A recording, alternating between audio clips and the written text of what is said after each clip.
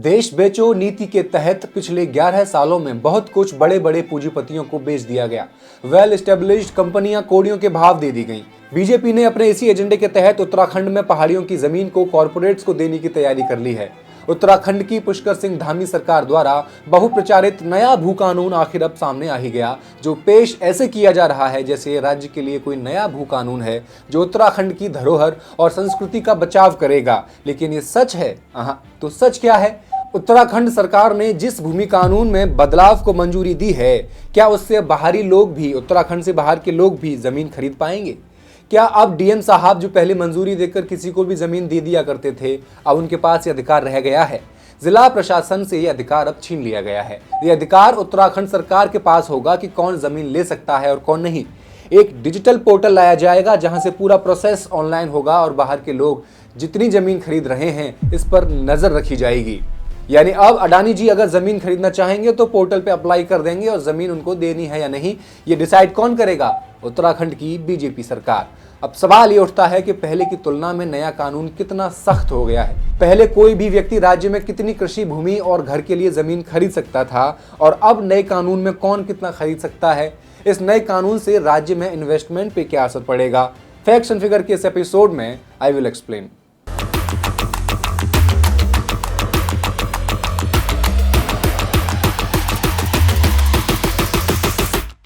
नमस्कार, मैं हेमंत और आप मॉलिटिक्स देख रहे हैं। असल में उत्तराखंड राज्य को बने अब 25 साल होने जा रहे हैं, लेकिन इन 25 सालों में राज्य का अब तक अपना कोई भूमि सुधार कानून है ही नहीं। यहाँ जो मूल अधिनियम लागू है वो the Uttar Pradesh zamindari Abolition and Land Reforms Act 1950 है। इसके साथ ही एक और कानून Kumaon Uttarakhand zamindari Abolition and Land Reforms Act 1960 अब तक लागू है। इसके नाम में उत्तराखंड राज्य बनने के बाद एक संशोधन कर अडेप्टेशन एंड मॉडिफिकेशन ऑर्डर 2001 जोड़ दिया गया था। उत्तराखंड राज्य बनने के बाद यहाँ की सरकारों ने नए कानून बनाने की जरूरत नहीं समझी। यहाँ जमीन का इस्तेमाल और उसकी खरीद बेच से जुड़ी धाराओं में अमेंडमेंट करके उसे ही नया भू कानून बताती आ रही हैं। सबसे बड़ी बात तो यह है कि यहाँ के राजनेता, जनता के सो कॉल्ड रक्षक और इस दौर में बड़े बड़े आंदोलन संगठित करने वाले युवा भी उत्तराखंड में भू कानून की मांग नहीं कर रहे हैं। उत्तराखंड के निवासियों की मांग और विरोध जो अब तक भू कानून बना हुआ था उसी के इर्द गिर्द घूमते हैं। इसीलिए हर सरकार नया भू कानून कहकर इन धाराओं में ही संशोधन करती रहती है। यही काम अब पुष्कर सिंह धामी सरकार ने भी किया है। इससे पहले 2002 में कांग्रेस की नारायण दत्त तिवारी सरकार ने धारा 154 में कुछ चेंजेस किए और उत्तराखंड से बाहर के लोगों के लिए जमीन खरीदना अलाउ कर दिया था। अब देश का कोई भी नागरिक 250 स्क्वायर मीटर तक घर बनाने के लिए खरीद सकता था। 2004 आते आते उन्होंने इसमें फिर बदलाव किया और इस 250 स्क्वायर मीटर को बढ़ाकर 500 स्क्वायर मीटर कर दिया गया। इसके साथ ही एक बड़ा बदलाव और हुआ। अब उत्तराखंड से बाहर के लोग खेती के लिए जमीन भी खरीद सकते थे, वो भी 12.5 एकड़ तक। करना कुछ नहीं था, बस जिलाधिकारी से अनुमति का प्रावधान किया गया था।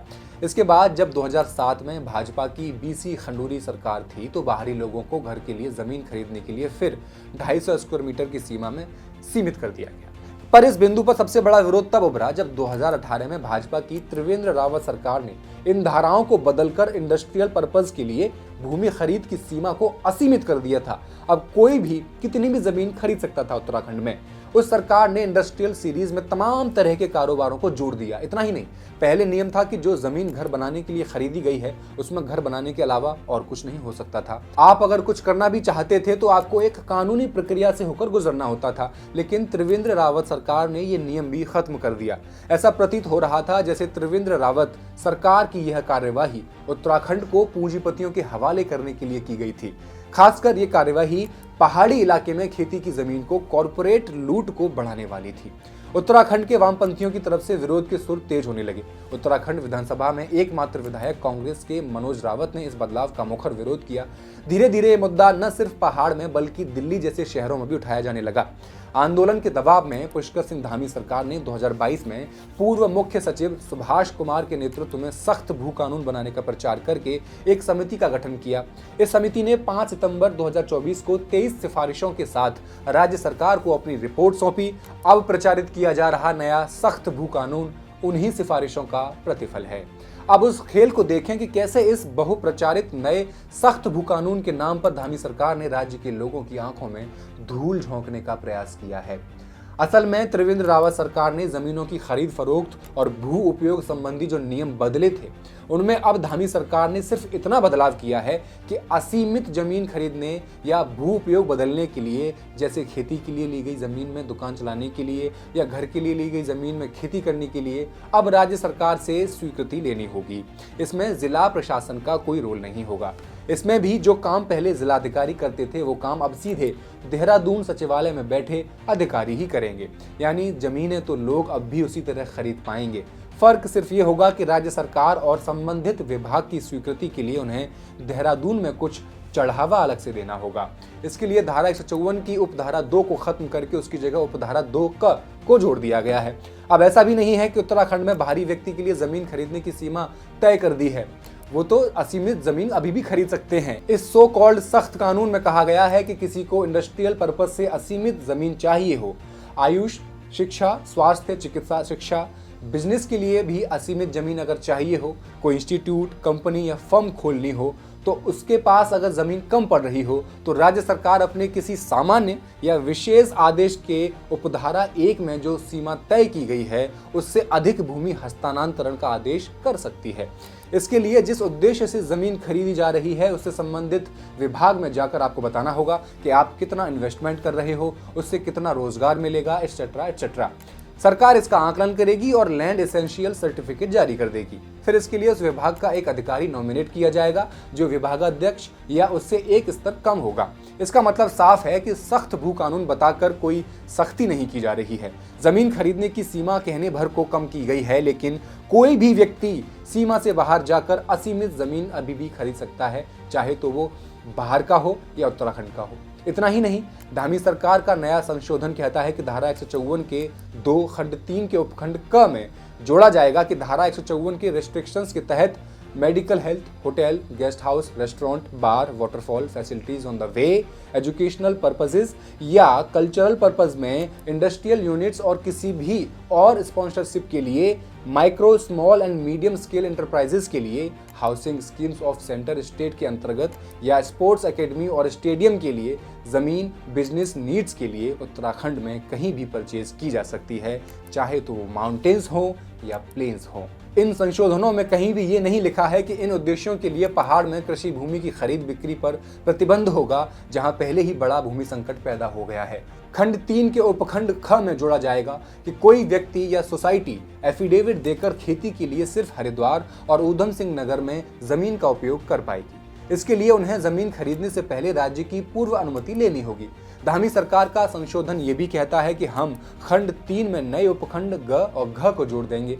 उसका क्या मतलब है? उपखंड ग के अनुसार कोई व्यक्ति उत्तराखंड में लैंड होल्डर नहीं है और उसने नए नियमों के तहत अप्रूवल लेने के बिना जमीन खरीद ली है, तो धारा 29 ख के अधीन वो अपनी जमीन, अपने लैंड का मालिक अभी भी बना रहेगा। वो बैंक या वित्तीय संस्थानों से ऋण ले सकेगा, लोन ले सकेगा, वो सारे लाभ पा सकेगा जो एक लैंड होल्डर को मिलते हैं। ऐसी जमीनों के नीलाम होने पर खरीदार को क्रय की अनुमति लेने की जरूरत भी नहीं रहेगी। अगर उसके परिवार के पास 2003 या उससे पहले खातिरदारी की जमीन या अचल संपत्ति है तो वो इस जमीन का अंतरणीय अधिकारों वाला भूमिधर हो जाएगा। उपखंड ग 5 कहता है कि जिस काम के लिए जमीन ली गई है उसका इस्तेमाल सिर्फ उसी काम के लिए किया जा सकता है।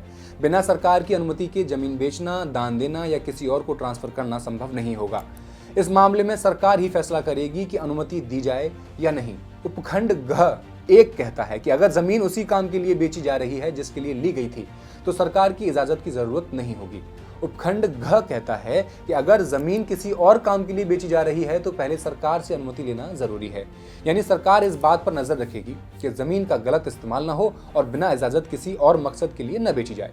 156 की उपधारा 1 का खंड ग का उपखंड 1 में कहा गया है कि खेती या उससे जुड़े रोजगार के लिए 30 साल तक जमीन का पट्टा लिया जा सकता है। यहाँ ध्यान देने वाली बात यह है कि ये समय जो 30 साल है इसको बढ़ाकर 90 साल तक किया जा सकता है। और कारण दिया गया कि इससे पहाड़ी और मैदानी इलाकों में कॉन्ट्रैक्ट फार्मिंग बढ़ेगी, लेकिन इससे कंपनियों को किसानों की जमीन हड़पने का भी तो मौका मिल जाएगा। यानी कोई बाहरी कंपनी अगर किसी किसान से उसकी जमीन लीज पर लेती है 30 सालों के लिए तो उसको बढ़ाकर 90 साल भी कर सकती है और कोई भरोसा नहीं, कोई गारंटी नहीं कि वो जमीन उसको वापस दे दी जाए। इसके अलावा बाहरी लोगों के लिए जमीन खरीदने का नियम अब क्या हो गया है, अब वो भी जान लेते हैं। अगर कोई बाहरी व्यक्ति जमीन खरीदना चाहता है तो उसे पहले एक शपथ पत्र देना होगा, एक एफिडेविट देना होगा। इसमें बताना होगा कि उसने या उसके परिवार ने पहले कभी 250 स्क्वायर मीटर से ज्यादा की आवासीय जमीन खरीदी है या नहीं, घर के लिए जमीन खरीदी है या नहीं। इसका मतलब है कि सरकार खेती के लिए जमीन देने की समय सीमा बढ़ा रही है, जिससे कंपनियों को फायदा हो सकता है। वहीं बाहरी लोगों द्वारा ज्यादा जमीन खरीदने पर कुछ रोक लगाने की कोशिश की जा रही है। कुल मिलाकर कहा जाए तो धामी सरकार ने उत्तराखंड में भूमि की कॉरपोरेट लूट को बढ़ाने के लिए त्रिवेंद्र रावत सरकार द्वारा बदले गए भूमि कानूनों को उसी तरह जारी रखा हुआ है। इस सरकार ने नए संशोधन में राज्य गठन के दौरान और उसके बाद बड़े पैमाने पर यहां हुए भूमि के अवैध सौदों को कानूनी मान्यता देने की राह खोल दी है। इस संबंध में 2003 को आधार साल मानने का धामी सरकार का कानून किन बड़ी मछलियों को सीधे फायदा पहुंचाने के लिए है, ये आने वाले समय में सामने आ ही जाएगा। कुल मिलाकर धामी सरकार का नया सख्त भू कानून गधे के खुर में ऊंची एड़ी ठोक कर उसे घोड़ा साबित करने के कवायद से ज्यादा कुछ नहीं है। उत्तराखंड में कृषि भूमि के संरक्षण, कृषि क्षेत्र के विस्तार और खेती पर निर्भर गरीब किसान और भूमिहीन परिवारों को आजीविका चलाने लायक भूमि के आवंटन के साथ एक नए भूमि सुधार कानून की जरूरत है। इसके बिना न तो पहाड़ में जमीन की बिक्री को रोका जा सकता है और न ही बड़े पैमाने पर हो रहे पलायन को रोका जा सकता है। आपका क्या ख्याल है इस टॉपिक पर हमें कमेंट सेक्शन में लिखकर जरूर बताएं। मॉलिटिक्स को सब्सक्राइब कर लें। शुक्रिया।